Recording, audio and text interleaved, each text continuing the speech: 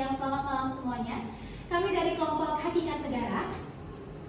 Izinkan kami untuk memperkenalkan diri. Nama saya Ayu Hikmanur Fajri. Perkenalkan, nama saya Jaya Raisa.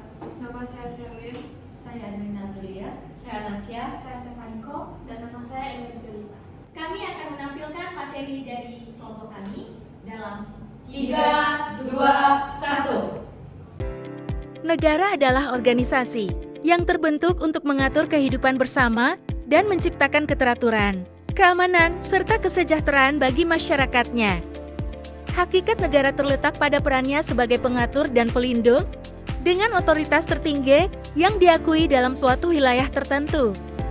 Negara bukan hanya sekadar wilayah atau kumpulan individu, tetapi juga sebuah sistem politik yang menjalankan kedaulatan demi kepentingan umum. Dalam sejarah pemikiran politik, konsep tentang negara terus berkembang sesuai dengan kebutuhan zaman. Mulai dari pandangan Yunani kuno yang menganggap negara sebagai sarana menuju kebajikan, hingga gagasan negara modern yang menekankan pentingnya kedaulatan, hukum, dan kesejahteraan sosial. Tokoh pertama pada zaman Yunani kuno adalah Plato. Dalam pandangan Plato, negara atau polis memiliki tujuan untuk mencapai keadilan yang sejati serta keharmonisan dalam masyarakat. Filosofi politik Plato didasarkan pada konsep bahwa negara merupakan perpanjangan dari individu dan sistem sosial harus mencerminkan keseimbangan dan keadilan yang sama, seperti yang diinginkan dalam diri individu. Dalam karya utamanya, Plato menjelaskan pandangannya tentang negara yang ideal, yang merupakan refleksi diri teori keadilan dan struktur sosial yang mendukung kesejahteraan masyarakat. Nah, kedua, terdapat negara sebagai struktur keseimbangan dalam jiwa manusia. Plato berpendapat bahwa negara ideal harus mencerminkan struktur jiwa manusia yang terdiri dari 3 bagian, logos, yaitu akal, timos, keberanian, dan epitimia adalah keinginan. Setiap bagian jiwa ini memiliki fungsi tertentu dan keharmonisan dalam diri seseorang tercapai ketika ketiga unsur ini berfungsi dengan baik dan seimbang. Begitu pula dalam negara, setiap kelas masyarakat memiliki peran dan tanggung jawab tertentu dan keadilan dicapai ketika semua kelas bekerja bersama dalam keseimbangan. Kemudian, yang ketiga, terdapat negara sebagai organisme hidup. Plato melihat negara sebagai suatu kesatuan organisme hidup di mana setiap bagian memiliki fungsinya masing-masing untuk mendukung keseluruhan. Dalam konteks ini, kesejahteraan negara tergantung pada kemampuan setiap individu dan kelas untuk menjalankan peran masing-masing dalam harmoni. Dengan kata lain, kepentingan pribadi harus tunduk pada kepentingan bersama. Kemudian yang terakhir, Plato berpendapat bahwa negara itu tidak cocok dengan sistem demokrasi. Terdapat 2 alasan mengapa negara tidak dapat berjalan dengan sistem demokrasi. Yang pertama, demokrasi memungkinkan setiap orang untuk menduduki pemerintahan, dan kedua, demokrasi dapat menyebabkan perselisihan kepentingan dan terjadinya kekerasan. Jadi, orang-orang ini yang disebut sebagai king filosof yang harusnya memimpin negara karena merekalah yang tahu bahwa apa itu kebaikan dan bagaimana mencapainya. Dan negara yang sempurna itu harus memenuhi 3 syarat, yaitu pemerintahan harus dikelola oleh pengawas yang terdidik secara khusus, kedua, pemerintahan harus berusaha demi kepentingan umum, dan yang ketiga, rakyat harus disempurnakan secara susila. Selanjutnya, saya akan menjelaskan mengenai teori hakikat negara menurut Aristoteles. Yang pertama adalah negara terbentuk dari kebutuhan manusia untuk hidup bersama. Aristoteles berpendapat bahwa negara terbentuk dari kebutuhan manusia untuk hidup bersama. Ia melihat manusia sebagai makhluk sosial yang secara alami membutuhkan interaksi dengan orang lain untuk memenuhi kebutuhan dasar seperti keamanan, makanan, dan kesejahteraan. Menurut Aristoteles, individu tidak dapat hidup secara terpisah dan mencapai potensi penuh mereka tanpa berkolaborasi dengan orang lain. Dalam pandangannya, negara merupakan hasil dari pengorganisasian masyarakat yang lebih kompleks, di mana individu-individu berkolaborasi untuk menciptakan struktur yang lebih stabil dan teratur. Yang kedua yaitu negara memiliki 2 tujuan, menjaga kepentingan warga negara dan berusaha supaya warga negaranya hidup dengan cara yang baik dan bahagia, yang didasarkan pada keadilan yang harus ada dalam suatu negara. Menjaga kepentingan warga negara berarti negara bertugas untuk melindungi hak dan keamanan setiap individu. Negara harus menciptakan kondisi yang memungkinkan warga negara untuk menjalani kehidupan yang stabil, aman, dan sejahtera. Dalam konteks ini, negara berfungsi sebagai pelindung, mencegah keadilan, dan mengatur hubungan antar individu agar tidak ada yang dirugikan. Mengusahakan kehidupan yang baik dan bahagia. Aristoteles percaya bahwa tujuan akhir kehidupan manusia adalah mencapai kebahagiaan yang dicapai melalui pengembangan kebajikan dan menjalani kehidupan yang baik. Negara berperan dalam menciptakan lingkungan yang mendukung perkembangan moral dan etika warga negaranya. Melalui pendidikan dan hukum, negara harus membantu individu mencapai potensi terbaik mereka dan berkontribusi pada kebaikan bersama. Keduanya, kepentingan individu dan kehidupan yang baik, harus didasarkan pada keadilan. Keadilan menjadi landasan untuk memastikan bahwa setiap orang diperlakukan secara adil dan memiliki akses yang sama terhadap sumber daya dan peluang. Aristoteles menekankan bahwa tanpa keadilan, tujuan-tujuan ini tidak dapat tercapai dan negara akan gagal dalam tugasnya. Dengan kata lain, keadilan bukan hanya aspek penting, tetapi juga syarat untuk mencapai kehidupan yang baik dan harmonis dalam masyarakat. Cicero, seorang filsuf, orator, dan negarawan Romawi, memiliki pandangan yang mendalam tentang negara. Berikut ini adalah pengertian sifat, fungsi, dan hakikat negara menurut Cicero. Menurut Cicero, negara adalah res publica, yang berarti urusan publik atau kepentingan bersama. Negara bagi Cicero terbentuk dari sekumpulan orang yang memiliki kepentingan bersama dan bersatu di bawah hukum yang berlaku. Negara ini dimaknai sebagai wadah untuk mencapai kepentingan kolektif melalui kerjasama dan kepatuhan pada aturan yang berlaku. Sifat negara menurut Cicero menyatakan bahwa negara ideal harus berdasar pada justitia atau keadilan dan ius atau hukum. Dengan kata lain, negara yang baik menegakkan keadilan sebagai fondasi utama dan menjadikan hukum sebagai alat untuk menjaga ketertiban. Fungsi negara menurut Cicero menganggap bahwa fungsi utama negara adalah mencapai bonum comum atau kebaikan bersama. Negara berfungsi untuk menciptakan ketertiban, menjamin keadilan, dan melayani kesejahteraan seluruh rakyatnya.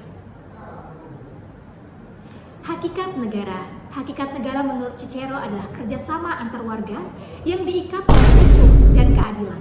Negara bukanlah sekedar alat kekuasaan, tetapi wadah yang dibentuk untuk tujuan moral, yakni menjaga martabat manusia dan kebajikan dalam masyarakat.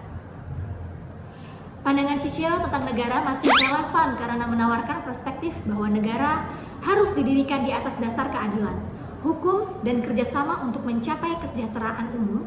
Argumentasi ini menjadi kritik bagi negara-negara yang kurang mementingkan kepentingan rakyat, serta dorongan bagi negara modern untuk terus mengutamakan hukum dan keadilan demi terciptanya masyarakat yang sejahtera dan harmonis.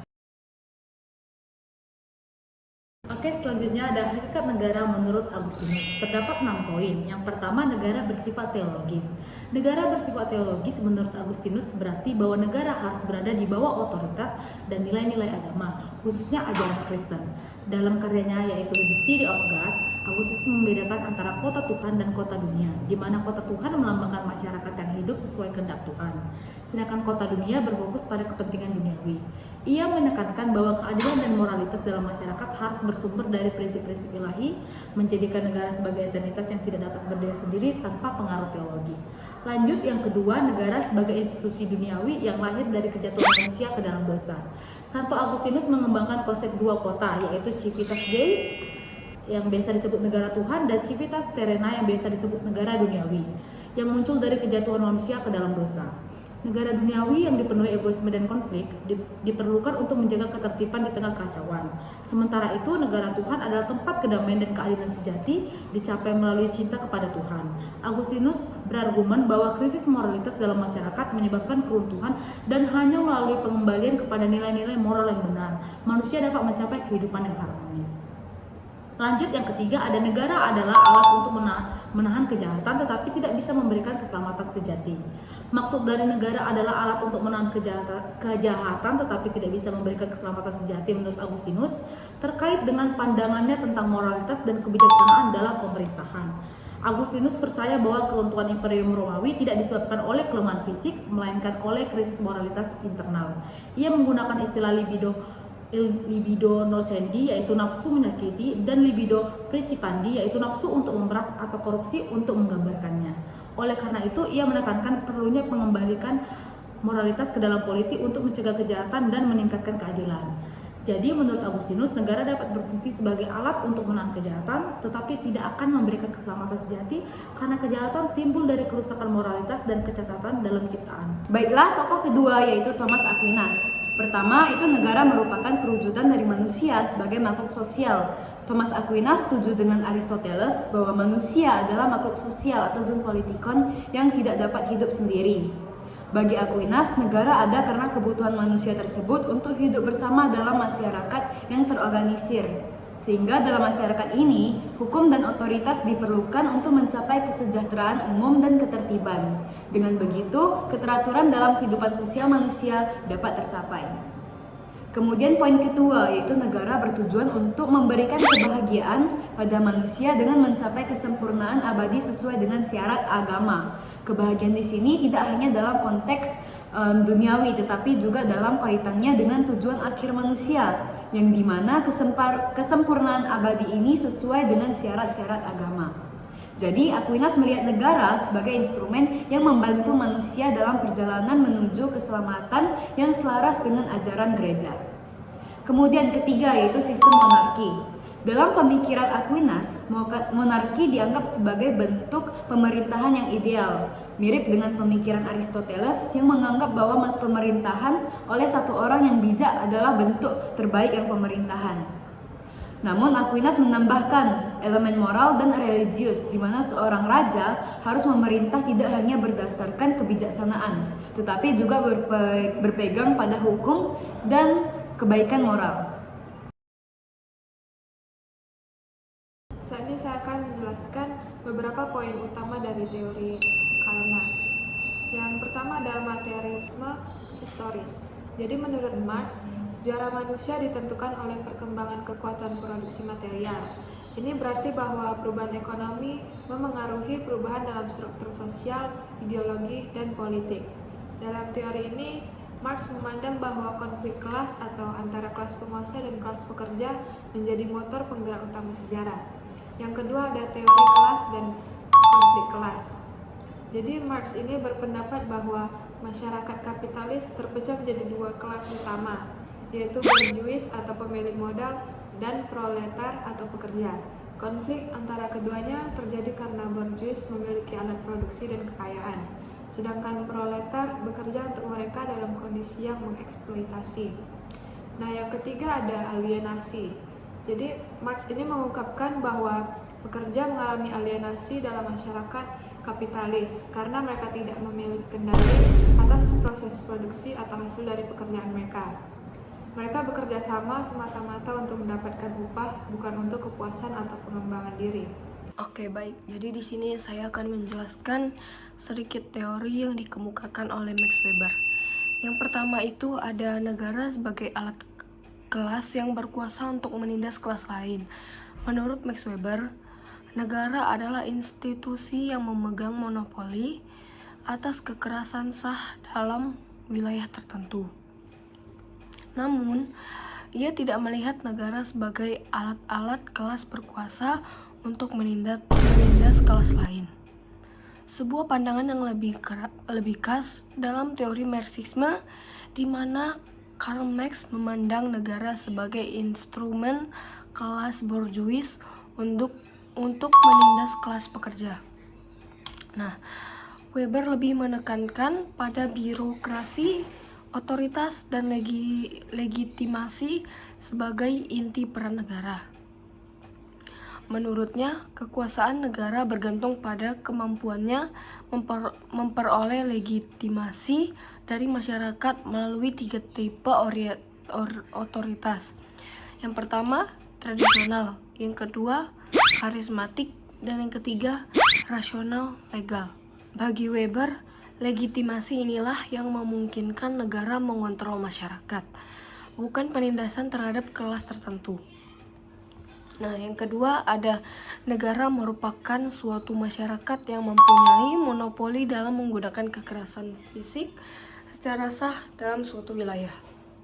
Weber menyatakan bahwa negara adalah satu-satunya entitas dalam masyarakat yang memiliki hak sah untuk menggunakan kekerasan fisik dalam batas wilayahnya, dikenal sebagai monopoli kekerasan yang sah.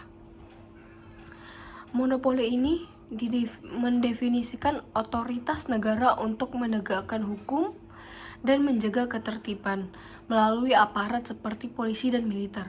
Monopoli kekerasan ini membedakan negara dari kelompok lain, memungkinkan kontrol sosial, ketertiban, dan penegakan hukum di wilayah yurisdiksinya. Hakikat negara berubah dari zaman ke zaman. Di Yunani, negara bertujuan untuk kebajikan bersama dalam sistem polis. Pada era Romawi, negara terpusat dengan sistem hukum yang kuat. Di zaman pertengahan, kekuasaan negara erat dengan agama. Di era modern, negara berdaulat menghargai hak individu dan demokrasi. Setiap era mencerminkan pemahaman baru tentang kekuasaan dan keadilan. Perubahan hakikat negara ini mencerminkan perkembangan pemikiran manusia tentang kekuasaan, hukum, dan keadilan dalam kehidupan bermasyarakat. Demikian pemaparan materi dari kelompok kami. Kurang lebihnya kami minta maaf. Sekian dan Terima kasih.